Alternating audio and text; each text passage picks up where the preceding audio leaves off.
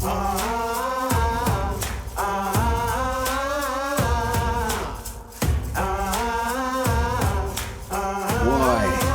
is this happening? This is quite a fitting place to start today's video because it was in this exact spot that the incident with the police officer occurred. But I do just want to say before we begin that this video is by no means any way of me having a go at him or putting him down in any way. He thought he was doing his job and we've all got to earn a living, right? Now obviously you can see at this present moment in time I do still have my license, but it is potentially hanging by a thread. But we'll get to that shortly because right now I need to get to Argos in Sevenoaks to pick something up for the van, plus it's inside a Sainsbury's, so I'm also going to pick up some food. Apparently I've entered the car park for my destination, but I cannot see where there's a Sainsbury's petrol station. Oh, there it is, right ahead. The tree was hiding the sign. Stupid tree. That's all paid for online, right? Yeah, thank you.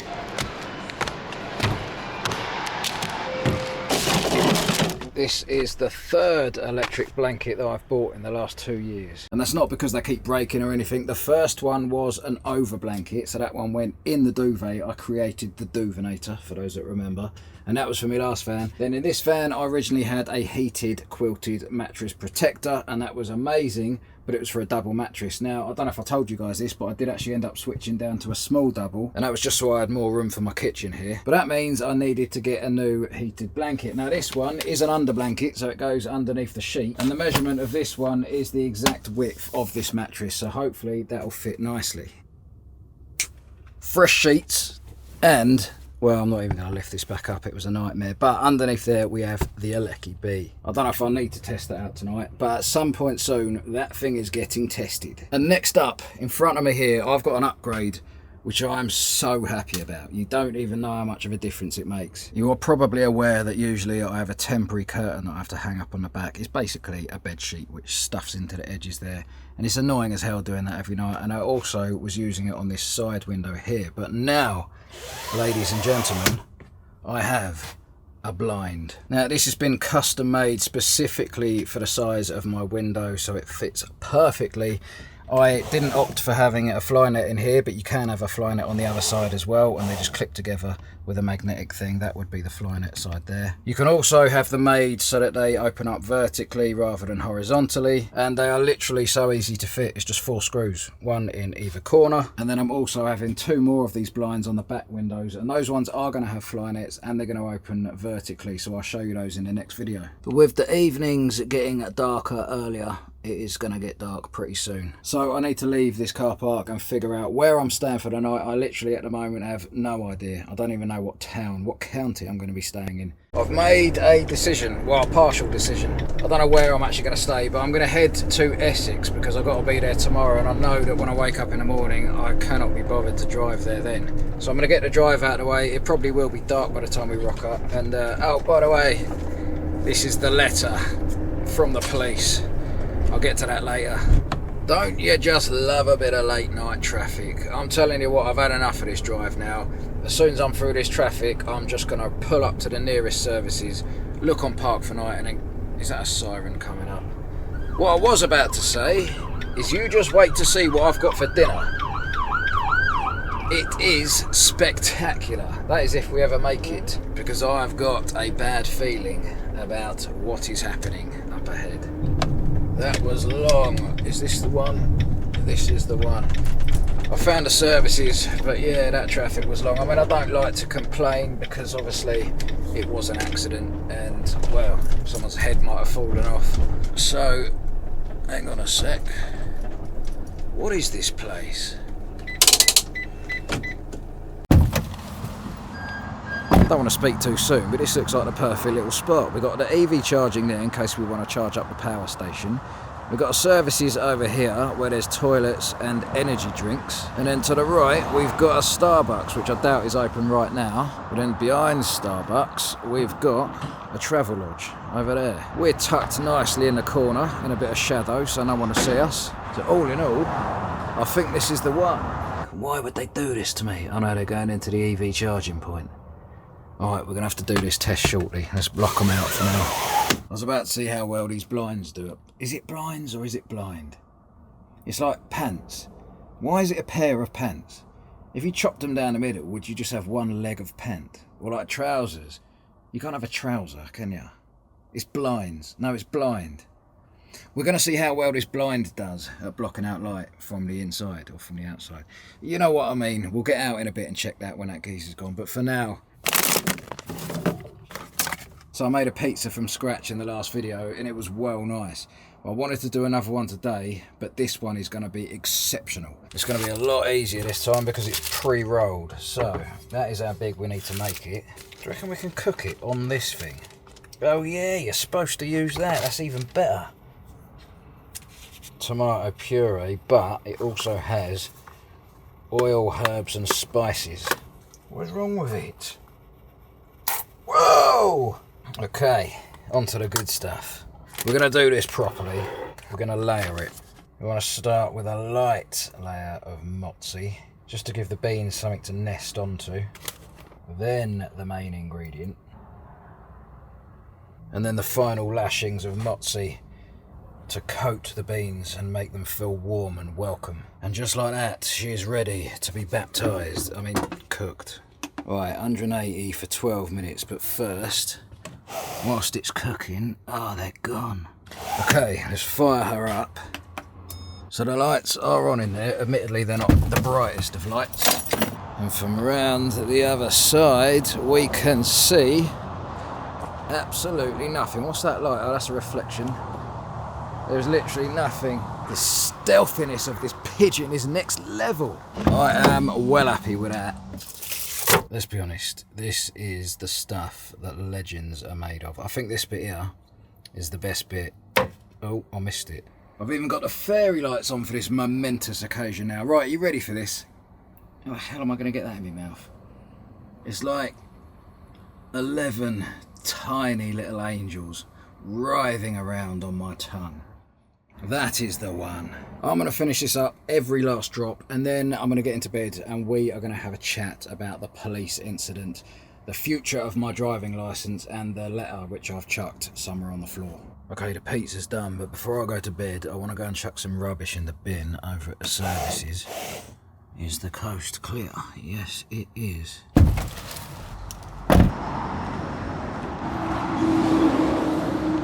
God, look at that, we don't even need to go over to the garage.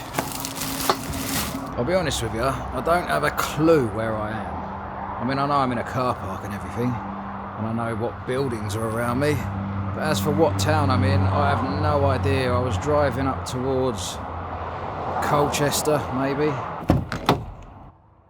It is story time. Now, I'm not going to show you this letter properly because there's a lot of personal information on there and I can't be bothered to do the blurry thing when I'm editing. But basically, this is a letter that I got through the post this morning. Now, a little bit of background information. I've never in my life had any sort of driving offence until last year. I don't know what it is. I started van life and then all of a sudden, I got a ticket. Anyway, that was my fault. I hold my hands up. I was driving, I think, 36 mile an hour in a 30 zone, but the camera flashed. Fair play, they got me. I went and done a driving course, whatever it's called, the speed awareness course. And then this year, I bought this van in, I think, March. 2 days after I bought this van, I was going for an average speed zone check. It was like a 50 mile an hour zone. That's not rain on the roof, by the way, if you can hear that. That is stuff falling down. Leaves, I believe, trickling upon my lid. Anyway, I got a photo through the post and it said I was doing, I think, 56 mile an hour in one of these average speed zones. I couldn't do anything about it. I just had to take the points. So that was 3 points on the licence until a couple of weeks ago. Now, I was on my way to meet someone. I got about 15 minutes up the road. Pulled into the petrol station because I was going to grab something to eat real quick, and I noticed in my mirror that a police car was following me in there. He pulls in next to me, and as I got out of my van, he says, "Can I have a word?"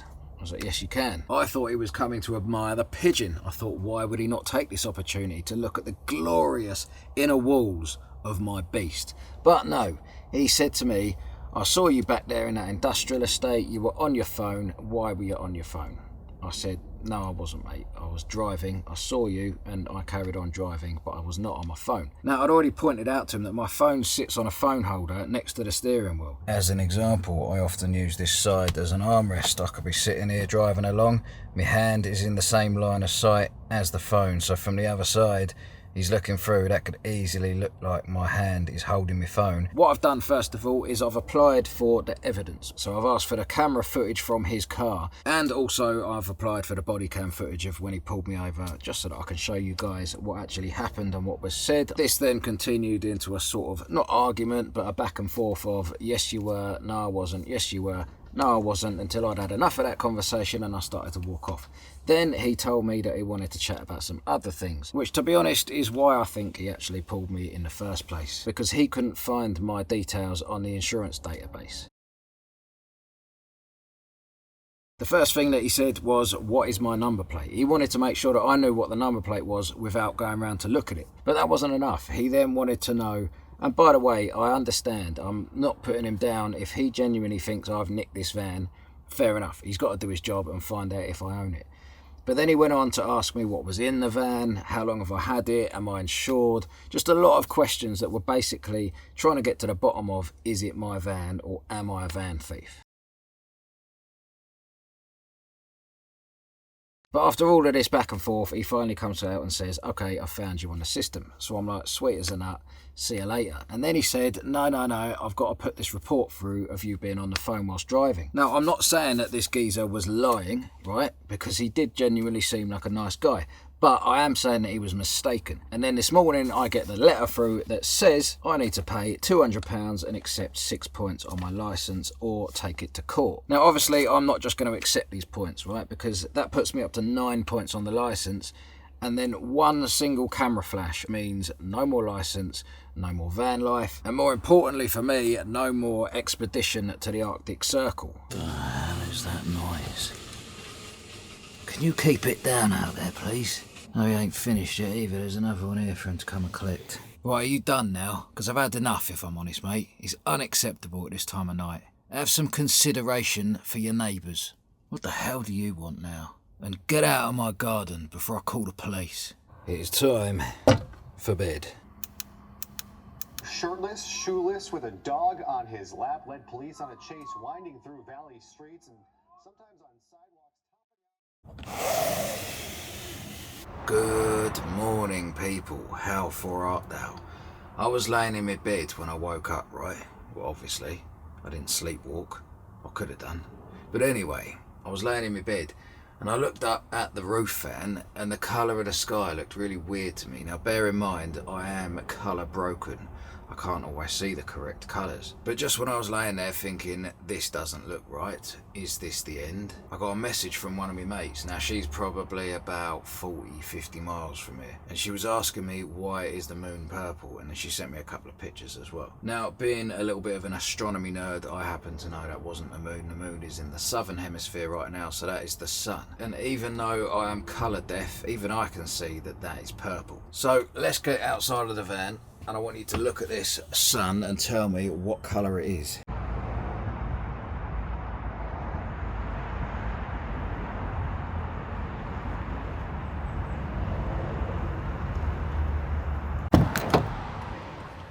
I am in need of coffee. Well, a manual mocha to be precise. The best. Oh, I already had some beans. I didn't need to buy that can last night.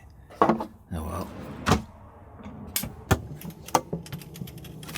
I don't believe it. Why? Why has this happened? I still don't have my plumbing installed, so I don't use proper cups at the moment because I can't really wash them up. So I'm still on the paper cups and I've run out. I mean, Starbucks is right there. Do I go and buy a drink? Although it's not going to compare. Nothing compares to the manual mocha. I'm going to have to go and borrow a cup. Yeah, I've got a drink in my van and it's spilling. Do you mind if I borrow a cup? Perfect. All right, thank you, mate.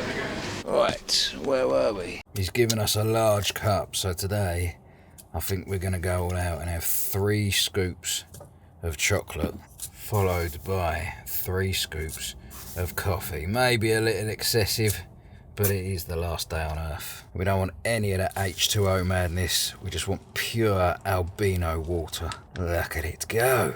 In fact, we want more. We want more. Is this even gonna fit?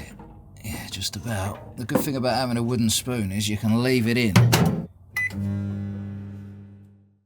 My mate's just sent me another picture of the sun. It's actually mental. It's getting worse. Round here, it obviously isn't as bad. But where she is, look at this. This genuinely could be it. I think I need to wrap this video up and go and say goodbye to my loved ones. And also, I just want to say a massive thank you to anyone who's donated to the channel by buying me a brain cell through the link in the description below. That's twice recently that we've had a bit of an apocalyptic ending to the videos. If we do survive this one, I will be updating you guys on the police incident. I've applied for that footage, like I say, of the evidence, so I'll show you that when it arrives. I'm going to enjoy my Starbucks, wink wink, in front of Starbucks. And then I think I might charge up the battery on the electric vehicle charging point. Make my journey onto Essex. Oh, and next week, hopefully if all goes to plan, the next week's video should be me going to 3 different locations: Reading, Birmingham and Sheffield. And that is to get 3 big upgrades on the van. So stay tuned guys, and I will see you then.